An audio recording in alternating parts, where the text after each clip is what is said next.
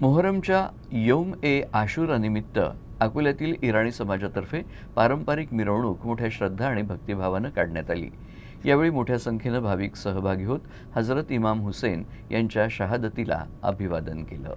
यौम ए आशुरा हा दिवस हजरत इमाम हुसेन यांच्या महान बलिदानाची आठवण करून देतो। त्यांची शहादत संपूर्ण मानवजातीला सत्य, न्याय, संयम आणि हक्काच्या मार्गावर ठाम राहण्याचा संदेश देते। करबला इथलं हे बलिदान आजही अन्यायाच्या विरोधात लढण्याची आणि मानवतेचं रक्षण करण्याची प्रेरणा देतो। मिरवणुकीदरम्यान देशात शांतता, बंधुभाव आणि प्रगतीसाठी विशेष प्रार्थना करण्यात आल्या। संपूर्ण कार्यक्रमात भाविकांमध्ये शिस्त आणि धार्मिक उत्साहाचं वातावरण पाहायला मिळालं। दरम्यान कोणताही अनुचित प्रकार घडू नये यासाठी अकोला पोलिसांकडून कडेकोट बंदोबस्त तैनात करण्यात आला होता। वरिष्ठ अधिकारी स्वतः सुरक्षा व्यवस्थेवर लक्ष ठेवून होते। पोलिसांची सतर्कता आणि समाजाच्या सहकार्यामुळे ही मिरवणूक शांततापूर्ण आणि सौहार्दपूर्ण वातावरणात पार पडली।